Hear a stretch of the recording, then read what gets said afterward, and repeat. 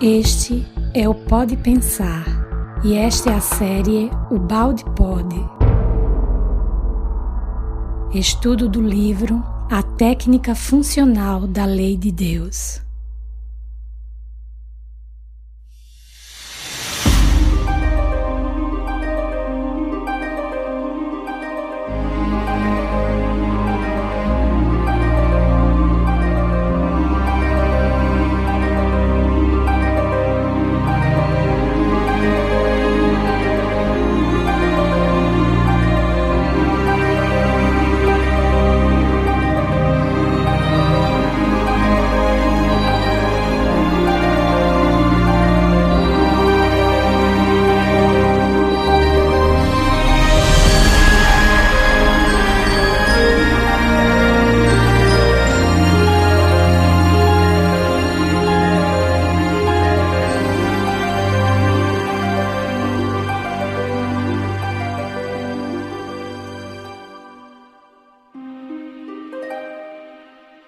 Olá, queridos amigos e amigas do Portal Pensar. Aqui é o Thales de Belo Horizonte, Minas Gerais. Olá, pessoal. Aqui é o Rafa. Vamos lá para mais uma gravação. Meus amigos, que bom! Mais uma vez estamos juntos para esse estudo maravilhoso. Aqui é o Sérgio, muito feliz. Olá, amigos. Aqui é Lemara de Porto Alegre. É um prazer estar de novo reunido aqui com vocês para mais esse estudo do Pietro Baldi. Hoje estudaremos o capítulo 2, intitulado O Homem Espiritual diante das Religiões de Massa, a religião unitária e científica do futuro.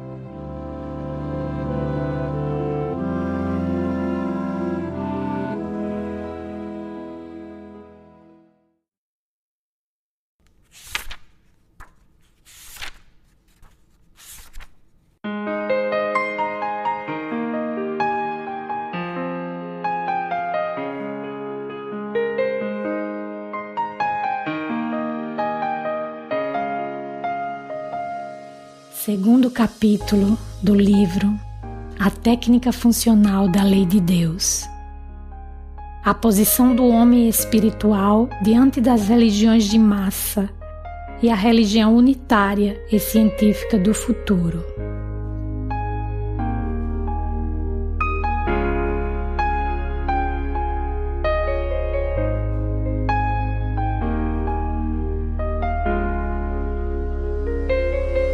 O Baldi já começa o capítulo nos instigando com o título dele, um título grande, mas bastante interessante. O Homem Espiritual diante das Religiões de Massa, a religião unitária e científica do futuro. Sobre religião unitária e científica, a gente chegou já a conversar um pouco no episódio 0, no prefácio ele já faz menção a essa questão da religião científica. Mas agora ele traz uma questão nova que é o homem espiritual diante das religiões de massa. O que ele quer dizer com esse homem espiritual? O que vocês acham?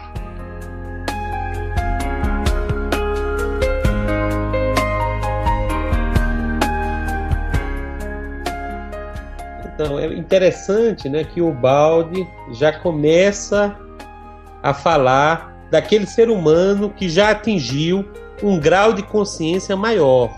Ele já não está, como ele diz nas suas outras obras, já está num nível evolutivo acima, então ele não trata mais do homem apenas civilizado, que são os homens da nossa época, os nossos contemporâneos, que têm uma aparência de um homem mais rebuscado, mas que usa muito da astúcia. Então ele fala já do homem do futuro, um homem que realmente tem uma consciência maior, que é o homem mais espiritualizado. Seria o super-homem, aquele homem do terceiro milênio. E aí, nesse texto, nós vamos começar a fazer a reflexão sobre isso. Ele põe esse homem que chegou e tem uma consciência maior, como é que ele fica diante dos seus irmãos e da religião que eles professam, que tem uma consciência e uma visão mais limitada, Como ele pode reagir e o que é que ele faz diante deles, Será um texto bastante interessante da gente refletir, Thales. E na epígrafe, ele já comenta, que infelizmente, por ser menos evoluídos, né, o homem mais civilizado, ele usa muito da hipocrisia. A gente sabe que as religiões, muitas vezes, principalmente seus condutores, eles têm uma aparência para conduzir suas ovelhas, mas, na verdade, em essência, escondem interesses, né, de ganhar vantagens em cima dos cargos que oferecem, sejam vantagens materiais, financeiras, ou até mesmo em relação ao seu orgulho, ao seu ego, né? Se acharem importante, terem posições de destaques. Então a gente vê que existe uma hipocrisia. E nunca podemos esquecer da lição maior do Mestre Jesus, que diz que aquele que apenas procura as aparências exteriores, na realidade já ganharam seu galardão, né? Então as nossas ações devem ser sempre buscando a essência. O que é que você acha, Rafa?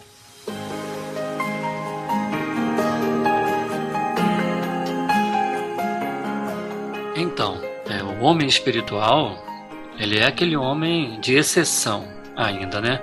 É aquele homem que parece não ser do seu tempo, né? Ele está bem além, antecipando o progresso, o processo do tempo.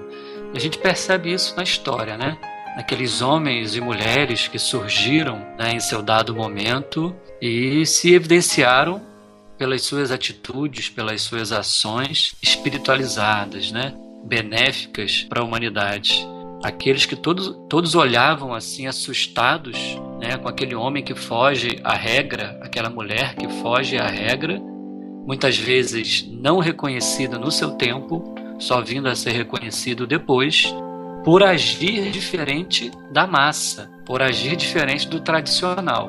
Então é um homem que se destaca, uma mulher que se destaca pela bondade, pela ação no bem, pela evolução moral das criaturas, pela evolução intelectual também das criaturas, mas sempre com uma finalidade superior, né? A gente tem exemplos do nosso próprio amigo Jesus Cristo, temos exemplo de Francisco de Assis, Maria Teresa de Calcutá, Chico Xavier, né, os grandes profetas bíblicos, homens da ciência também, da filosofia, Sócrates, Platão, homens de exceção, que fogem à regra, que não se deixam contaminar pela massa, né? O Baldi vai falar um pouquinho nesse capítulo sobre a massificação, que Zygmunt Bauman, que desencarnou há pouco tempo, também falou bastante, né, dessa massificação, dessa sociedade líquida, que a benfeitora Joana de Ângeles também fala dessa massificação, que a gente parece, pois, né, seguindo aquela boiada, sem pensar, sem refletir sobre a vida.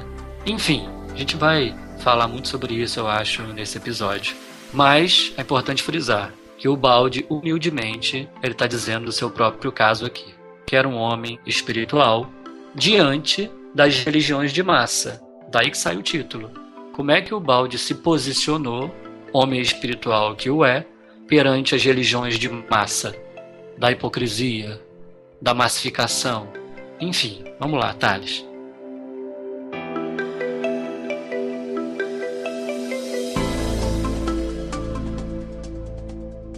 E é interessante ele frisar isso, né, lembrando do princípio das unidades coletivas e olhando para as religiões como organismos, seres que podem padecer doenças. E ele fala que a doença, né, o grande câncer que pode atacar essas religiões é justamente a hipocrisia, que é algo com que o próprio Baldi não era capaz de compactuar. A gente vai ver ao longo do texto, né, ele frisando bastante isso, né, como que a postura de hipocrisia ela ainda é um sinal de pouca sensibilidade moral, né, palavras do próprio Baldi.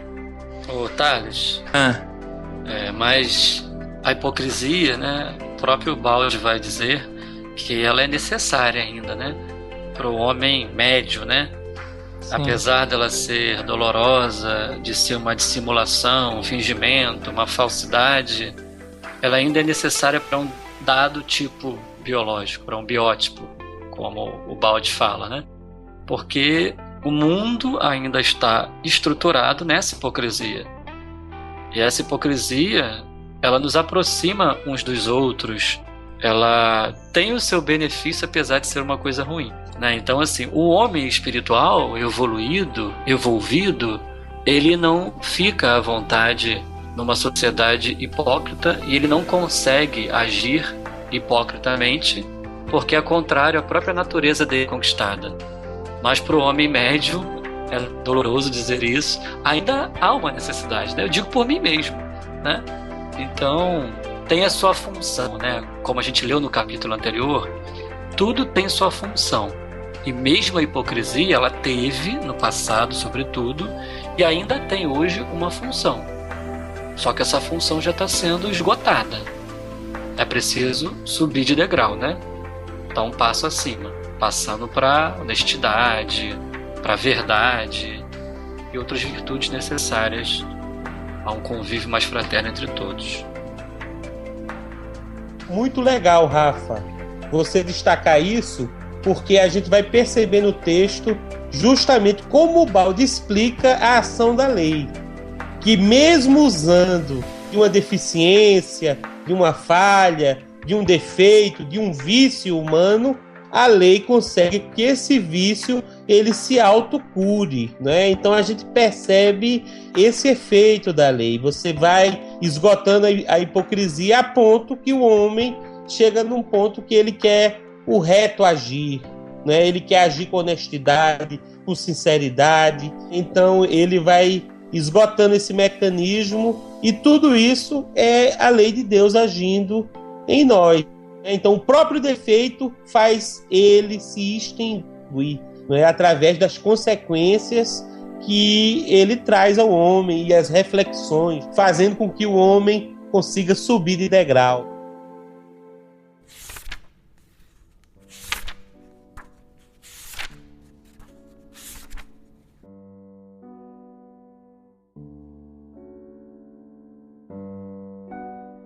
Observamos um caso particular de consciência e do comportamento que deve seguir o indivíduo espiritualmente mais sensível que a média, ligado a uma religião mais de substância que de forma, porém ainda enquadrado na prática, dentro das normas impostas pela forma mental das massas. Há na sociedade indivíduos profundamente espiritualizados, que por isso custam a entrar na corrente em que se encontra a maioria.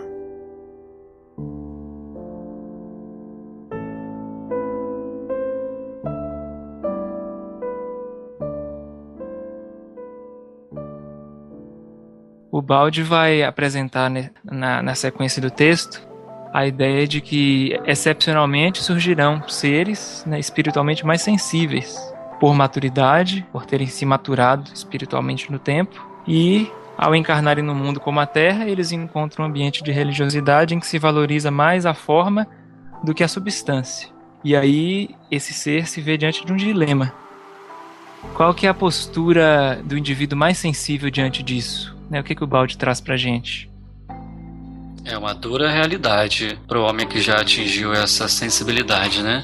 Dele se enquadrar a religião de massa que age pelo proselitismo, pela hipocrisia, ou seguir um caminho mais solitário, um caminho mais neutro, como Pietro Baldi fez, que o lema dele, a gente já estudou isso bastante no Baldi Pod sobre o livro A Lei de Deus, que é a universalidade e imparcialidade. Então ele conseguiu se colocar neutro diante dos anseios ainda das religiões que estavam ao seu redor, combatendo ele ou convidando ele para fazer parte dessa religião de massa, né? Enfim, é um desafio muito grande, porque todo aquele que busca não agir conforme a massa está agindo, ele é mal visto, né? Ele é perseguido, ele é humilhado, ele é tratado como louco, como tonto, né? Então é uma dor, né? Mas é uma dor que frutifica. Não é fácil. O Baldi ele vai deixar aqui, nesse capítulo que a gente está estudando, 3 caminhos para esse homem espiritual seguir. E mais à frente a gente vai comentar sobre isso. Ele pode falar. Eu ia comentar aqui do próprio Baldi, que o Rafa falou, né? Que ele é aquele ser super espiritualizado, o quanto que ele sofreu, né? Tanto que ele viveu meio que em isolamento, né, Rafa? É verdade, é verdade. Ele teve que se isolar, né? Mas é um isolamento próximo, né? É engraçado, porque ele se isolou, mas produziu muito, né? Sim, mas isolado, né? Mas isolado, ele precisou, né? Ele precisou porque, como homem espiritual que o é, ele não quis se enquadrar nessa religião de massa que fica em luta com as outras religiões. Como a gente estudou bastante no último capítulo também. A religião que quer o absolutismo da verdade, é uma religião que age pela dominação, pelo imperialismo. Então ela quer dominar pelo número, né? E o Balde, ele não se enquadrava nisso. Inclusive a Adelaide comentou no último congresso que quando o Balde estava escrevendo, que ninguém podia perturbá-lo. Ele ficava completamente isolado. Dentro de casa, no seio familiar, ele ficava isolado. Ele com ele mesmo, com os livros, né? E o que eu acho interessante, amigos, né, a gente já entendeu que a vida de Balde representa essa mensagem que ele está discutindo. Ele é um dos exemplos. O Rafa já citou outros também que existem na história da humanidade. Mas, como o Balde é nosso contemporâneo, a história dele está muito fresca, a gente observa que os convites que ele recebia para participar das religiões, todos queriam enquadrar o Balde dentro do seu cercado. Ele teria a aceitação dessas doutrinas, mas teria que se limitar. E o Balde, como era uma pessoa com a visão e uma consciência muito mais ampla, ele não abriu mão, não é, de agir e transmitir a verdade e a profundidade que ele conhecia. Ele preferiu se isolar e fazer esse trabalho sozinho, mas deixou esse legado monumental que nós estamos estudando, em vez de ser aceito na sua época, né, e ter todas as portas abertas por uma ou outra doutrina, mas tendo que negar certos aspectos que para uma ou outra corrente eles não aceitavam. Então eles tentaram fazer isso com o Balde e ele não aceitou. Muito pelo contrário, ele viveu de acordo, né, com a sua consciência, com a sua verdade, no nível que ele conseguiu alcançar, nos deixando esse exemplo. Então é isso que a gente vai observar. A mesma coisa Francisco de Assis fez, né, no século XII, quando a igreja estava no auge daquelas indulgências, não é, fazendo uma série de negociações relacionadas com a fé. Chega esse homem capaz de demonstrar um desapego tão grande com a pobreza, que se pode viver de uma maneira tão desapegada, que causou uma revolução. E assim a gente pode citar vários mensageiros que eles não se adequaram à massa, ao pensamento que havia, como o nosso querido Jung dizia, né, coletivo, aquele inconsciente coletivo que obrigava as pessoas. Não, eles eram maiores, eles transcendiam esses pensamentos e por isso que foram homens que são conhecidos até hoje. O Rafa citou Sócrates, Platão, homens tão grandes que suas ideias até hoje são estudadas, são revisadas e nos trazem contribuições. Inclusive Sócrates, ele foi condenado à morte com a acusação que estava pervertendo a juventude da Grécia na época. E ele aceitou a sua pena porque ele não poderia negar aquilo que ele estava transmitindo. A consciência dele falava aquelas verdades que ele tinha alcançado, então ele não poderia se negar para se adequar ao pensamento de uma época. Não é? A mesma coisa a Igreja Católica tentou fazer com Galileu Galilei, e assim a gente pode citar muitos exemplos. Não é? Então eu acho interessante isso. Ô Sérgio, parece que é a típica questão que surge quando a gente tem um contato entre um sacerdote e o profeta, né? Ou o sacerdote e o revelador. O sacerdote simboliza aquela, né, sustentação e a defesa da ideia que já se conquistou. E o profeta vem trazer elementos novos. Pela questão do misoneísmo, né, que o Balde tanto trabalha nos seus livros, a dificuldade de se abrir para a novidade, né, a dificuldade de se ter entendimento para um salto qualitativo tão grande, né, quando surge um ser espiritualmente mais sensível, mais capacitado. Então, só queria chamar a atenção para isso, né? E o isolamento que a Elemara tinha comentado, na verdade, ele acaba sendo um isolamento que não é estéril, Não é aquele isolamento do eremita que vai viver sozinho e vai se beneficiar apenas, mas é, de certa forma, é aquele recolher-se para produzir. E o fruto, né, dessa produção, ele é benéfico para essa coletividade que não soube abraçá-lo e recebê-lo. É um isolamento coletivo. Se é que isso seja possível. E foi, né? Ele conseguiu fazer isso. O Serginho comentou de Francisco de Assis, que foi esse homem de exceção. E o Pietro Baldi estava lá com ele, né? Como Frei Leão, que foi o seu secretário, o seu confessor. Para quem não sabe, Pietro Baldi é a reencarnação de Frei Leão, esse grande companheiro de Francisco de Assis. Uma das fontes em que se encontra essa informação de que Pietro Baldi foi Frei Leão é o livro Francisco de Assis, do Espírito Miramês, psicografado pelo médium João Nunes Maia. Muito bom, Thales. Então, para Pietro Baldi, já não é novidade, né? Não andar conforme a massa anda. Eu digo que, graças a Deus, Pietro Baldi ele não se deixou afetar, influenciar ou se render a essa massificação. Porque a gente não estaria aqui hoje saboreando essas obras que ele escreveu para a gente, saboreando seus exemplos de vida que ele deixou para a gente. Por exemplo, se ele se rende, ele não poderia falar uma das suas maiores revelações, que tanto mudou a nossa vida e a de muitos, que é a revelação da queda, da contração da consciência, da explicação do surgimento da matéria, uma série de coisas que a gente tanto discute, tanto grava episódios, tanto faz congressos no mundo inteiro. Ele não falaria, porque ele teria que se enquadrar àquela verdade já dita. Então a gente perderia uma série de coisas se ele se enquadrasse ao modelo tradicional. E seria pra gente uma grande perda, com certeza. Não desmerecendo de forma nenhuma quem quer que seja. E uma coisa que eu acho muito bacana, que eu gostaria de falar na verdade, é o seguinte: existe um erro substancial nosso, de todos nós, que é a não ser fiel à pesquisa isenta como ela deve ser. É não ser fiel à verdade como ela é. É a gente moldar a verdade da forma que a gente quer que ela seja. Eu vou me explicar. Eu vou me explicar usando o exemplo de Ubaldi. Se o Ubaldi ele vai pesquisar a verdade de acordo com a verdade espírita, ele estaria pesquisando que verdade? A verdade espírita, não a verdade como ela é. Vocês estão entendendo o que eu quero dizer?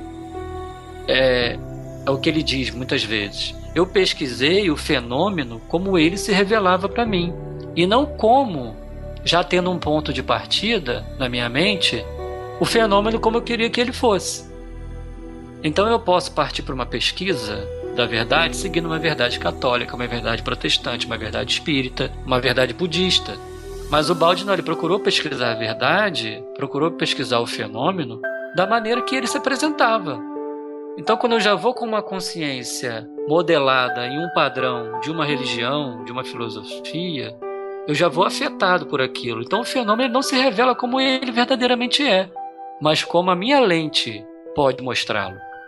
Isso é fantástico, e a gente não tem a sensibilidade de fazer assim.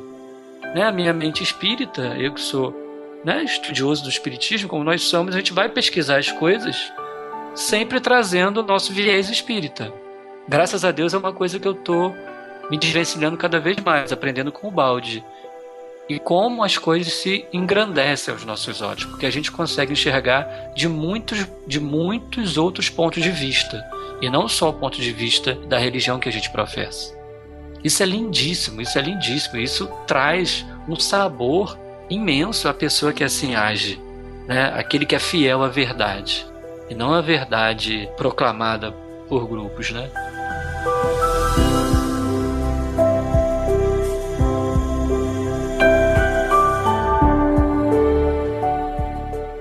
Rafa, eu achei muito interessante, e você vê que essa ideia, né, que você nos traz, a própria física quântica já nos mostra. Quando a gente vê aquela experiência, nós vemos que o observador interfere no fenômeno, né? E o Baldi, ele coloca-se de uma maneira, na grande síntese, dizendo que você tem que amar o fenômeno. Então, se eu já trago na minha consciência um ponto de vista e vou observar, é claro que aquilo ali vai ser contaminado, não é? Então, você termina não conseguindo ver com tanta abrangência. Mas se eu tento ser imparcial, como o Baldi sempre defendeu, e compreender amorosamente, está lá na grande síntese, né? Saber, né, amar aquilo ali que está acontecendo, eu vou conseguir ter uma consciência muito mais ampla, e as informações e as verdades vão se ampliando. Nós sabemos que todos nós temos limites, e com o tempo nós vamos ampliando cada vez mais e conseguindo enxergar cada vez mais. Então, perfeito a sua colocação. Eu acho que esse é mais um grande exemplo que o Baldi nos deixou, de observar com amor, de observar de forma imparcial. Nós vemos que no primeiro capítulo, que já foi discutido, que as verdades elas são limitadas, são fragmentadas, e conforme você vai ampliando a consciência, essas verdades vão se somando, vão se ampliando. Então, o catolicismo, como você mesmo disse, tem a sua verdade, a doutrina espírita, o budismo, então tudo, não é, são porções de uma verdade maior. E cada vez mais a gente vai tendo esse acesso. Agora, se eu fico bloqueado no sectarismo, eu não subo o meu grau de consciência. Então, muito bom a sua colocação, né, e a reflexão que nos traz.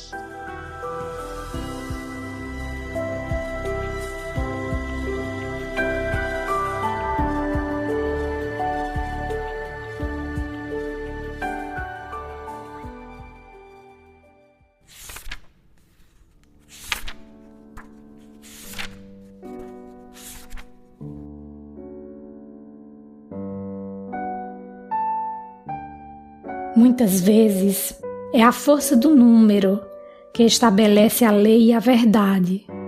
Quando o erro é da maioria, não é julgado erro, mas verdade. E quando a verdade é de uma minoria, não é julgada verdade, mas erro. Parece que a verdade, quando não está imbuída de alguma força para fazer-se valer, perde o valor e se reduz a uma afirmação teórica que não se pode realizar. Retirai de qualquer doutrina a força que lhe confere o número de seguidores e ela ficará uma ideia desvalida e só, que pode ser mais bela e perfeita, mas não é levada em consideração. Por isso, cada religião se apoia no proselitismo, que corresponde ao imperialismo no campo político, o valor prático de cada grupo vindo do seu poder de conquista e domínio.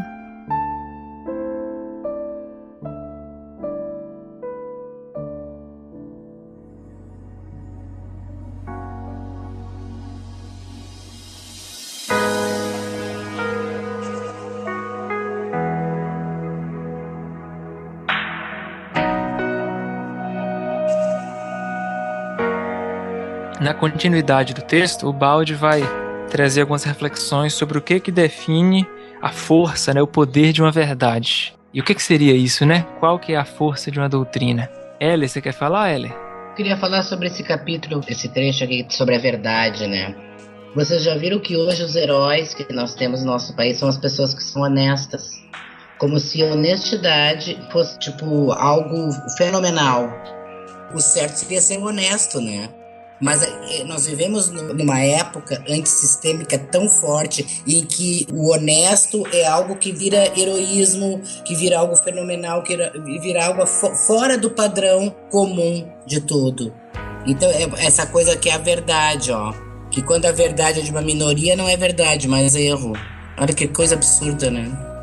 Exatamente, Eli. Como é que pode, né? A gente, hoje em dia, aplaude alguém que faz uma caridade, que é uma coisa que deveria ser natural. Exatamente, né? Exatamente. Uma pessoa que acha uma bolsa com dinheiro, com documentos, a pessoa devolve tudo, vira herói, sai no Jornal Nacional. Bonner fala como se fosse algo fenomenal. Isso deveria ser o normal, né? O fenomenal deveria ser o não entregar, o não devolver. E isso justifica a teoria da queda de Pietro Baldi. Exatamente. A ponto de Francisco de Assis, ele fala que não nos vangloriemos pelo bem que fizermos. Mais ou menos assim, eu não lembro ipsiliteris o texto. É por isso que ele fazia o bem em um lugar e se retirava, para as pessoas não ficarem aplaudindo o bem que ele fez, porque ele dizia que todas as virtudes são de Deus. A gente manifesta elas e não podemos nos vangloriar delas porque não são nossas. É uma ideia dele, uma teologia bem interessante. Tem um episódio que o Frei Bernardo de Quintavalle, que foi o primeiro frei a se converter e fundar junto com Francisco a ordem, ele vai no lugar, faz uma caridade lá, apanha pra caramba, as pessoas escarnecem dele. Aí as pessoas começam a ver a paciência, a serenidade, a bondade imperturbável dele, apesar das perseguições, e começam a se converter, e começam a despertar para o bem, né? E começa aquele alvoroço na cidade. Aí vem o prefeito da cidade, não era prefeito na época, né? Estou traduzindo aqui. Reúne todos para ir lá, conhecer esse homem, aplaudir esse homem. Aí esse homem já tinha ido embora. E mandado outro frade, né? O Frei Bernardo tinha ido embora, chegou para Francisco, fiz o que tinha que ser feito lá, mande outra pessoa para lá. Para ele não se vangloriar do bem que ele fez. Compreendem? É muito interessante isso. Então, assim, isso justifica a queda pelo seguinte... Porque uma coisa só pode sair da mão de Deus, que é o amor infinito, sendo também amor. Uma coisa não pode sair de Deus desvirtuado. Então a gente vê que o ponto de partida, pelo menos na Terra, é um ponto de partida desvirtuado, a ponto da gente aplaudir e ficar feliz em fazer o bem. Onde deveria ser uma coisa inquestionável, inaplaudível, se é que existe essa palavra, né? Porque é uma essência, é uma naturalidade, é substancial, uma coisa comum. Então, a partir do momento que a gente aplaude e quem faz o bem é aplaudido, porque a coisa partiu de um princípio negativo. Ou seja, a contração da consciência, a queda, que as coisas se emborcaram e a partir dali a gente começa esse processo de desmaterialização, de relembrar, readquirir as virtudes no processo evolutivo.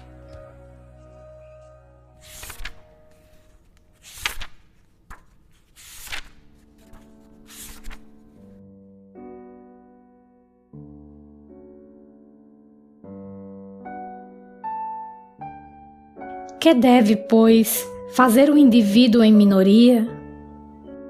Ele pode escolher um entre vários caminhos existentes e adaptar-se às preferências da maioria, mas representa para ele uma religião de forma, escassa em substância. Adaptar-se e aceitar tal mentalidade significaria renunciar à vida espiritual vivida em profundidade, isto é, mutilar-se nas regiões mais altas do seu ser.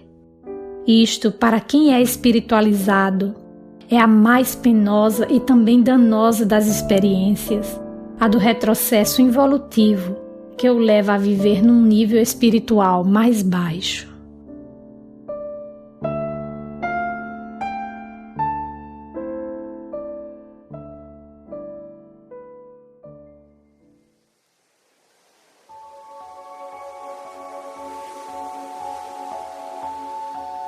O Baldi vai apresentar qual que seria a primeira alternativa, qual que é o primeiro caminho que o indivíduo nessa situação de minoria, pela sua maturidade espiritual, qual que seria o caminho que se apresentaria diante de uma religião, né, de exterioridade, uma religião de massa. E aí, essa primeira ideia que ele apresenta é a de se adaptar às preferências da maioria. Mas quais são as consequências que poderiam advir disso? Ô Thales, você já imaginou se Cristo seguisse a religião de massa da época? Você já imaginou se Allan Kardec seguisse a religião de massa da época? E tantos outros aí que a gente for comentar aqui. Não teríamos hoje, né, grandes avanços evolutivos que tivemos na sociedade. Então, assim, é doloroso para eles, né, seguir esse caminho solitário, né? Mas quão produtivo ele é, a ponto de 2000 anos após a gente está aqui estudando o Evangelho do Cristo ainda, né? E o que é interessante, amigos, no texto Baldi deixa bem claro, o indivíduo que já tem uma visão maior, já é mais espiritualizado, e ele abre mão de viver essa profundidade que ele já atingiu, ele cai numa involução. Na realidade, ele está perdendo a oportunidade de se desenvolver mais. Na realidade, ele se adapta a uma visão inferior, e a gente sabe que para fazer isso, ele deve ter algum interesse. É como o Rafa disse, imagine um Cristo chegar na Terra e ele vai se adaptar ao meio que os homens estão vivendo. É quase impossível uma coisa dessa, não é? Seria uma queda do Cristo, né? Em vez dele vir trazer o caminho que a gente deve seguir, ele que se perdeu, porque aí ele passaria a comungar as ideias. Não é possível. A mesma coisa, né? O Buda, que já tinha uma visão tão mais ampla, entendeu? Abriu mão, ele era um príncipe, abriu mão do seu reinado material para ter um reinado espiritual. Mas imagine se ele se apega às coisas terrenas e deixa de vivenciar tudo isso. Ele cairia, como o Baldi colocou muito bem, numa involução, não é? Então, isso daí realmente, por ser bem espiritualizado, é uma coisa terrível, é um dano terrível, não é? Por isso que a gente entende que realmente os grandes mensageiros de Deus, eles passaram por martírios, mas não abriram mão de deixar o seu recado. Ô Serginho, não há progresso sem o salto quântico desse elétron, né, que sai da sua órbita para caminhar para novas construções. Tales pode me corrigir, né? Na grande síntese tem esse estudo, né, científico que demonstra que a mesma lei ali que rege os elétrons é a lei que rege aqui a sociedade, né, o campo moral. Então esses homens de exceção são esses elétrons, né, que vão perdendo a sua força, saindo da órbita e dão um salto para formar novas construções, novas realidades. São homens de exceção, são os ideais que descem à Terra nos momentos oportunos e fazem diferente, graças a Deus fazem diferente, né? Senão a gente não progrediria, ficaria conservado naquela mesma posição. Verdade, Rafa. Uma imagem que me vem à mente, não sei se é uma imagem boa, mas seria mais ou menos a ideia de você ter, por exemplo, um professor universitário de matemática, né? Um doutor em matemática, com pensamento voltado para questões super abstratas, decidir de uma hora para outra voltar a frequentar os bancos escolares da escola de ensino médio e começar a estudar como se fosse um estudante de ensino médio e ficar restrito aos conceitos ali do ensino médio apenas. Ele abrir mão de uma conquista que ele já teve, né, deixar de lado e simplesmente ficar ali na mesma esfera de pensamento pela qual ele já passou, mas sem produzir, né, sem caminhar mais profundamente. Verdade, Thales. Ótimo, é isso aí. Mais um exemplo que ajuda muito a elucidar esse pensamento. Um detalhe que eu queria frisar aqui, que apesar desses homens não seguirem a regra de sua época, eles não abominam o que estava sendo feito. No sentido, eu estou querendo dar o sentido de abominar, que eles não assassinam, não condenam, não agridem o que estava sendo feito. O próprio Cristo disse, não vim destruir a lei, mas cumpri-la, né? Preenchê-la, dar-lhe cumprimento. Pietro Baldi também. Ele produziu o que produziu, mas sem condenar as anteriores, né? No capítulo anterior ele falou disso aqui bastante. Então eles vêm, dão a sua produtividade, mas sem agredir as pessoas que agem de outra maneira. Ele progride aquele ponto, evolui, oferece um novo estilo de vida, mas nem por isso ele se coloca numa posição de prepotência e superioridade de um agressor que vai condenar todos os outros, né, para seguir seu novo pensamento. Então é um respeito maravilhoso que esses homens tiveram e se destacaram por isso. E por isso, talvez, que a verdade deles tenha tanta força. É uma força intrínseca que faz com que um Cristo pobre, sem uma pedra para reclinar a cabeça, escolheu as piores pessoas de sua época para serem os seus apóstolos e discípulos, que não teve, né, uma ação de marketing igual se tem hoje em dia, né? Não tinha WhatsApp, Facebook, web, nada disso. Nasceu de um simples carpinteiro, José, de sua mãe Maria, uma mulher da época, né, sem grande expressão na sociedade, num local sem grande expressão, lá em Nazaré. Isso se destacou de uma maneira que dividiu a história, né, em duas eras. Então isso tem uma força, né? Você não deixar-se ser massificado pelo meio, você está movimentando forças espirituais poderosíssimas, né, que vão dar a sua contribuição a si mesmo e à sociedade.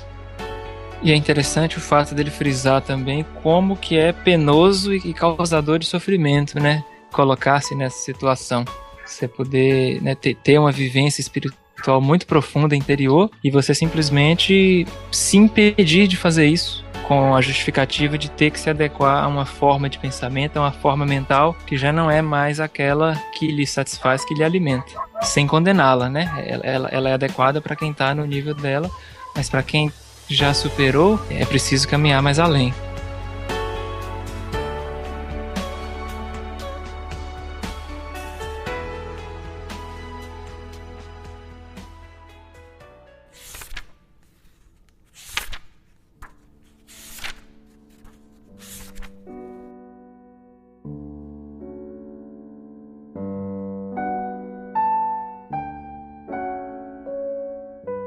O indivíduo mais evoluído tem um outro conceito de Deus, de quem as massas fizeram uma representação para seu uso e consumo, reduzida às dimensões do que podem conceber.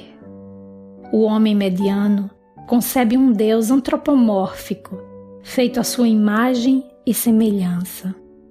Ora, uma redução em tão estreitos limites é inaceitável para quem pensa mais profundamente. O homem mais evoluído concebe Deus como pensamento sábio que funciona em cada forma e fenômeno, em toda parte e sempre presente, a quem é preciso prestar contas em cada movimento. Tal pensamento a todos regula através de uma lei estabelecida com exatidão e que não se pode violar sem pagar as consequências. Trata-se de conceitos positivos, racional e experimentalmente controláveis, de que a ciência pode apoderar-se para construir uma nova religião baseada na lógica dos fatos, portanto universal.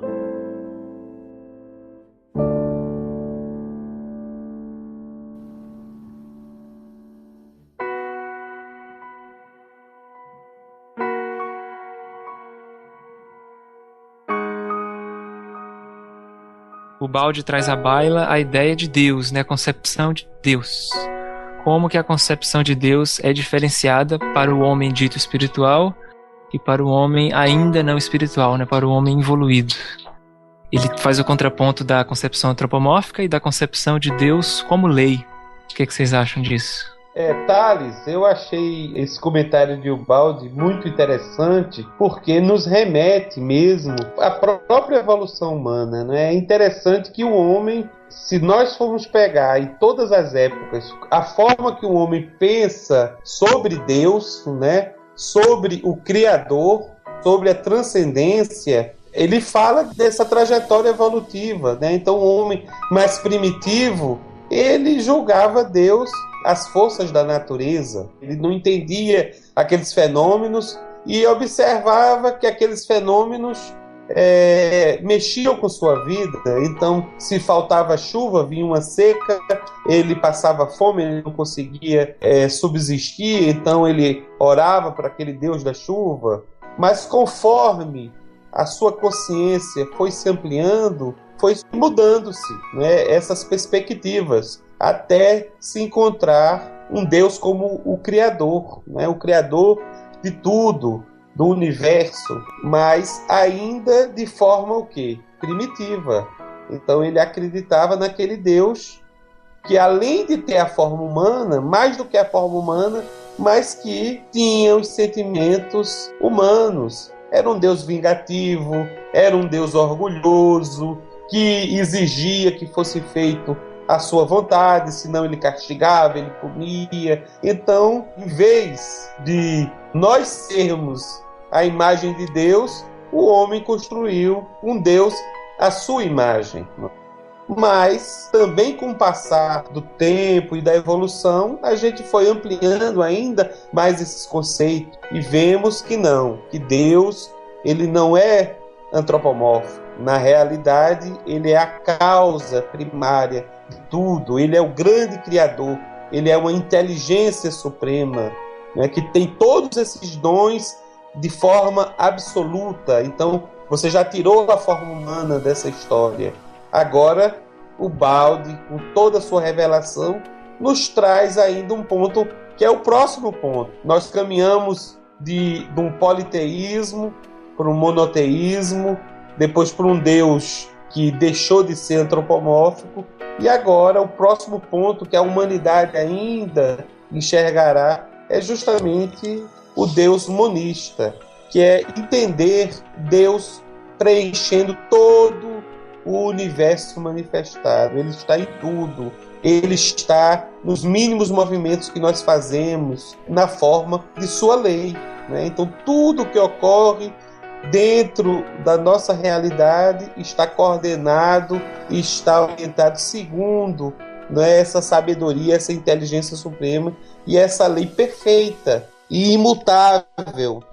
Então a gente vê que Deus está em nós, mas também está além de nós, né?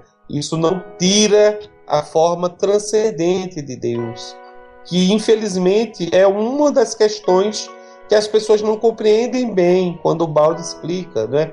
Porque acredita que esse conceito seria um panteísmo, né? Você tornaria o Deus material, mas não é isso. O Balde traz um conceito muito mais amplo de Deus, não é? O monismo de Deus, ele não é o panteísmo. O que é que você acha, Rafa?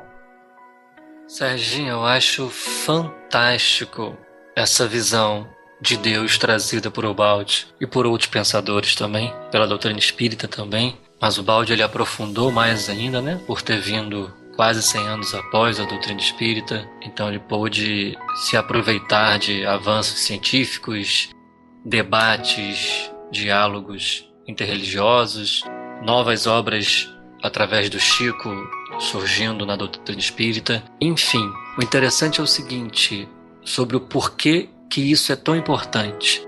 Porque a visão que o homem tem de Deus, no seu tempo, afeta a sua conduta perante a vida. Afeta substancialmente a sociedade em que ele vive. Molda a sociedade que ele vive, molda a política que ele vive, molda a religião que ele vive. Então a forma que o homem vê Deus que vai estruturar a forma de vida dele. Então, se nós enxergarmos como enxergamos lá atrás um Deus puramente pessoal, eu vou agredir as outras pessoas, eu vou assassinar as outras pessoas, eu vou perseguir as outras pessoas que eu considero que não são filhos de Deus, ou que não foram agraciados por Deus, ou que não seguem o Deus que eu acredito. Então eu me sinto autorizado ao separatismo, né? A essa agressão ao meu próximo. As guerras, eu me sinto autorizado a fazer guerras para assassinar outras pessoas, outros povos, e às vezes até para convertê-los. Então afeta muito, a forma que a gente vê Deus afeta muito a nossa vida. Então por isso que a gente tem que estar sempre que revendo a nossa forma de ver Deus, para que nossas ações se transformem também cada vez para melhor. E essa forma de ver Deus que Pietro Baldi trouxe, como essa forma monista, unitária de ver Deus, irmana a todos e não me permite de maneira nenhuma agredir o meu irmão. Pelo contrário, me instiga a amá-lo, me instiga a ver Deus nele, porque Deus é sempre o outro, ele está dentro de nós, está dentro do outro.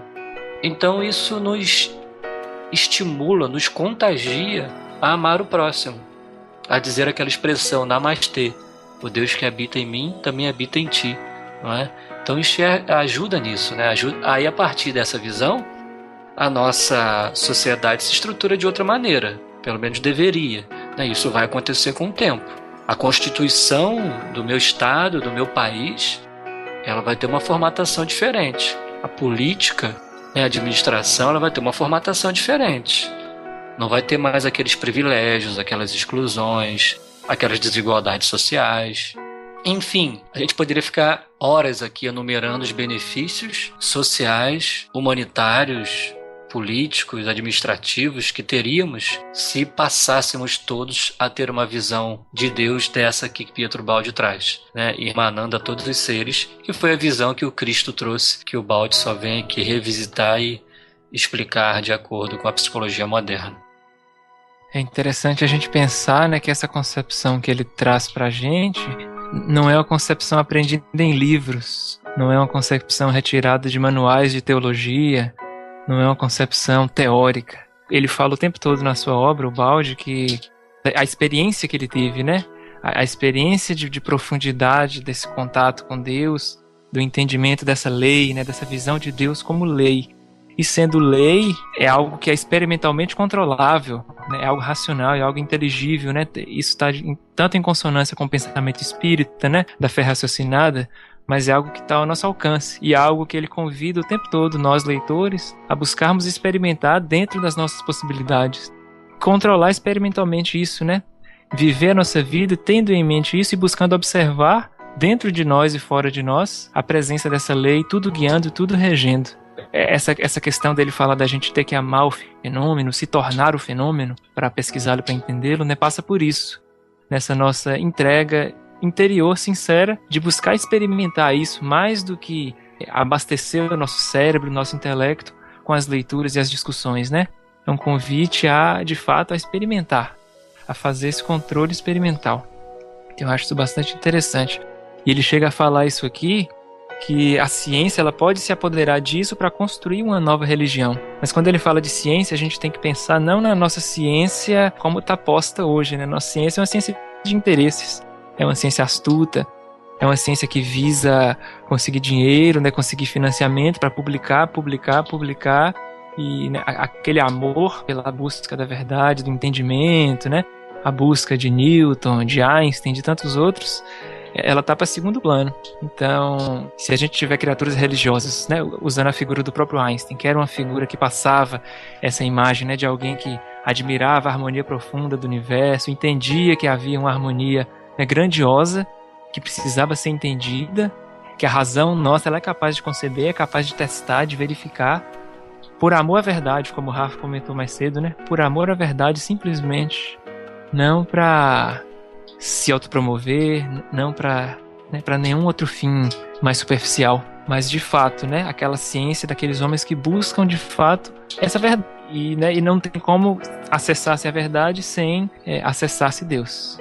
E Thales, é uma experiência experimentada, é uma experiência vivida, e ela só toca o nosso coração, só nos estimula a seguir o exemplo daquele que professa, porque transformou a vida dele. Então é aquela força que a gente comentava, né? A mensagem do Cristo só se espraiou pelo mundo porque foi uma mensagem que primeiro ele viveu em si mesmo. Por isso que ela traz uma força, né, de propagação. Então Pietro Baldi também, ele experimentou esse Deus em si mesmo. Então por isso que faz com que a gente se contagie e estude. E também busque essa experimentação em nós mesmos, né? Então a pessoa que, o ser que experimenta esse Deus, ele transforma o mundo. Se não o mundo ao seu redor, mas o seu mundo íntimo em primeiro lugar, ele já transformou. Bacana, Rafa. Eu acho que isso está tão próximo de nós, né? Assim, se a gente se dispõe, por exemplo, viver uma semana como a gente vive costumeiramente, né? Com a nossa prática religiosa comum, com a nossa rotina. E, por exemplo, né? Vou tirar uma semana para me dedicar à oração de maneira mais intensa. Eu quero ver que impacto que isso vai ter na minha rotina, né? No meu sentir ao longo dessa semana. Como que isso vai mudar em mim, né? Acho que é trazer um pouco isso para a nossa experiência pessoal mesmo. Seja na experiência de oração, seja na experiência de exercício de virtudes, mas fazer isso de forma quase que sistemática, metodológica, para que a gente veja na prática, né, os benefícios ou os malefícios, né, de se ter ou não uma postura mais ou menos voltada para os interesses espirituais.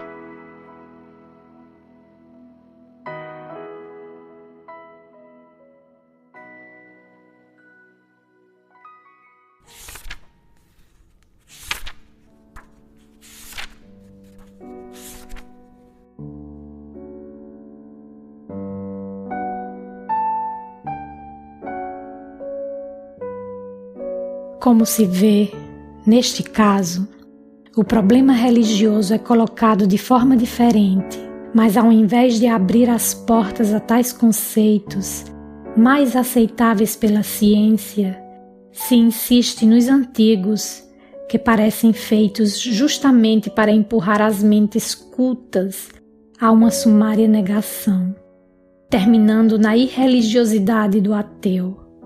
A esses resultados podem levar os velhos métodos.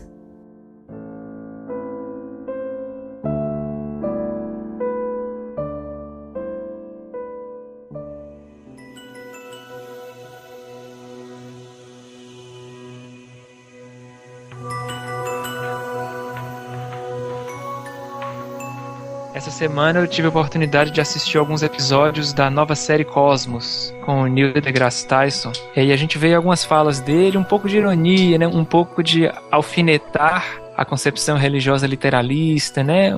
Você vê que tem um certo ar de rivalidade na fala dele contra o pensamento religioso, né? Contra o pensamento da existência de Deus. Mas ao mesmo tempo, existe uma admiração muito grande, né, da parte dele, né, dos cientistas em geral, mas dele especificamente no caso da série, que é de se maravilhar com as leis.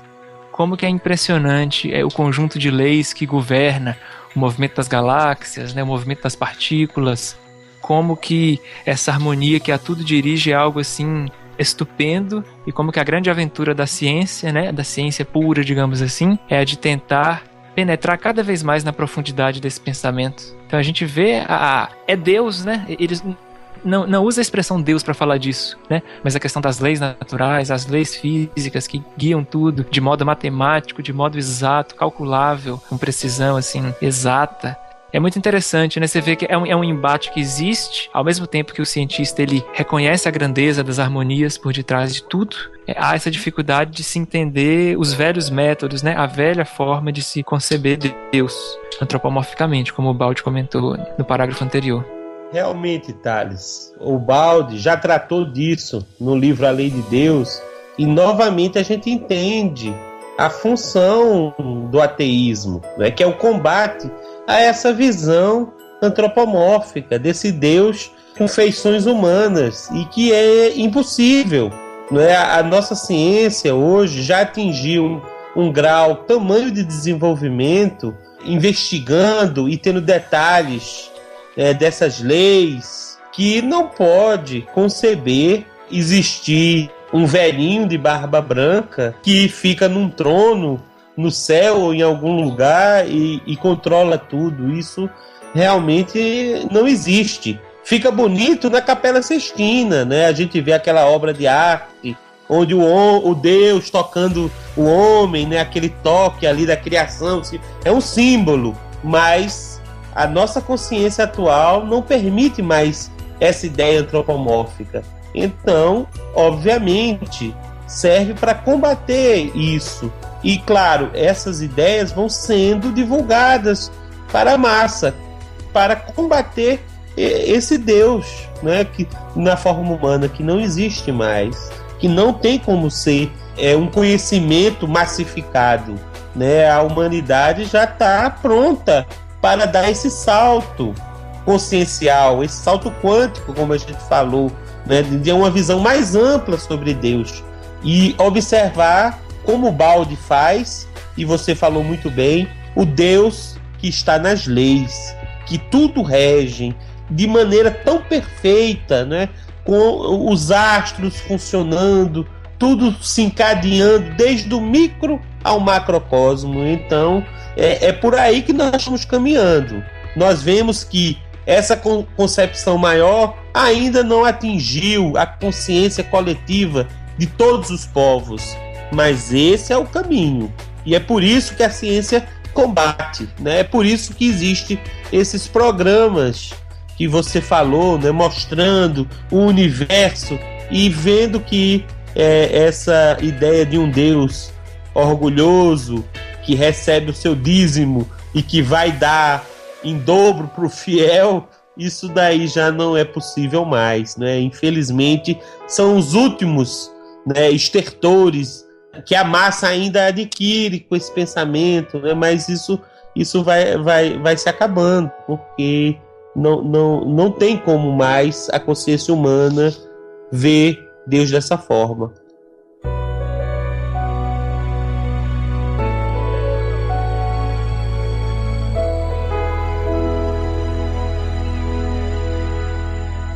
Bom, pessoal, nós vamos encaminhando para o final deste episódio. O capítulo ainda não terminou, há muito por vir ainda. O Baldi vai explorar as ideias de imanência e transcendência de Deus, vai trazer os conceitos de sistema e antissistema para abordar essa questão também do homem espiritual diante das religiões de massa. Vai apresentar os outros caminhos que o homem espiritual tem. A gente viu só o caminho em que o homem tentasse se adaptar à religião de massa. Mas há outras duas alternativas que ele apresenta, que ele vai desenvolver bem. Mas isso é tema para o nosso próximo episódio. Nós convidamos o ouvinte a ler conosco, nos acompanhar, leitura do capítulo 2 do livro A Técnica Funcional da Lei de Deus, e vamos caminhando juntos nessa estrada de crescimento e aprendizado. Um grande abraço para todos.